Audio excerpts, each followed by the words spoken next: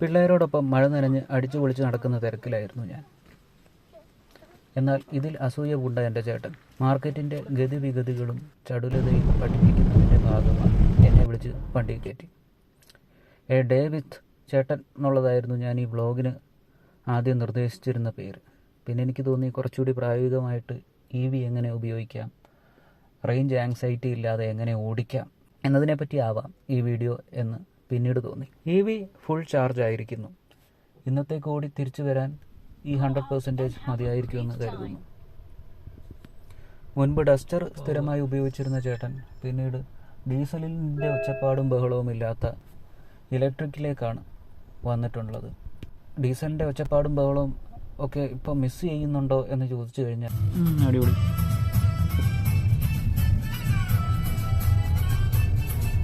ഇല്ല എന്നേ ചേട്ടൻ പറയുള്ളൂ. കാര്യം അത്ര കണ്ട് കാമാണ് ഈ വണ്ടി. ആദ്യം തുടക്കകാലങ്ങളിലൊക്കെ ഒരു EV എത്ര കണ്ട് പ്രായോഗികമാകും എന്നൊരാശങ്ക കൊണ്ട് തന്നെ ആണ് ഡസ്റ്റർ നിലനിൽക്കെ തന്നെ ഈ EV ZS EV പർച്ചേസ് ചെയ്തിട്ടുണ്ടായിരുന്നത്. പക്ഷേ പിന്നീട് ഉപയോഗത്തിനൊപ്പം നാൾക്ക് നാളുള്ള ഉപയോഗത്തിനോടൊപ്പം തന്നെ ഈ ആശങ്ക ഒഴിയുകയും ഡസ്റ്റർ ഇല്ലാതെ തന്നെ ഈ വണ്ടി കൊണ്ട് മാത്രം, ഈ ഒരു സിംഗിൾ കാർ കൊണ്ട് മാത്രം തൻ്റെ ആവശ്യങ്ങൾ നിറവേറ്റാൻ കഴിയും. എല്ലാ സൈറ്റുകളിൽ നിന്ന് സൈറ്റുകളിലേക്കുള്ള ദീർഘയാത്രയ്ക്ക് EV ഓക്കെയാണ്, ലാഭകരമാണ്, അതോടൊപ്പം തന്നെ പ്രാക്ടിക്കലാണ് എന്നൊരു തോന്നലുണ്ടായപ്പോഴാണ് ചേട്ടൻ പിന്നീട് ആ ഡസ്റ്റർ വിറ്റിട്ടുണ്ടായിരുന്നത്. 2 വർഷത്തിനോടകം തന്നെ 1,00,000-ഓളം കിലോമീറ്റർ വണ്ടി ഇതിനോടകം തന്നെ കവർ ചെയ്തിട്ടുണ്ട്.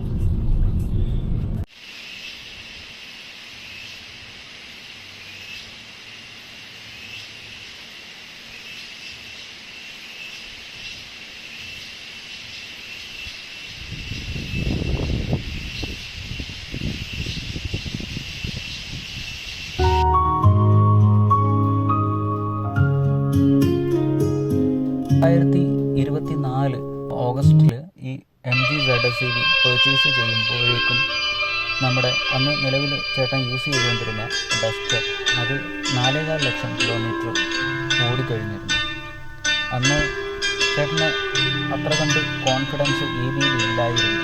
കാരണം എത്ര കണ്ട് പ്രാക്ടിക്കലാവും, ഒരു സിംഗിൾ കാർ കൊണ്ട് തൻ്റെ ഈ ദീർഘദൂര യാത്രകൾ എത്ര കണ്ട് പ്രായോഗികമാകും, പോസിബിൾ ആവും എന്നൊരു ചിന്ത കൊണ്ടാണ് 4,500,000 കിലോമീറ്റർ ഓടിയ ഡസ്റ്റർ നിലനിൽക്കെ തന്നെ ചേട്ടൻ 2024 ഈ ZS EV പർച്ചേസ് ചെയ്തത്.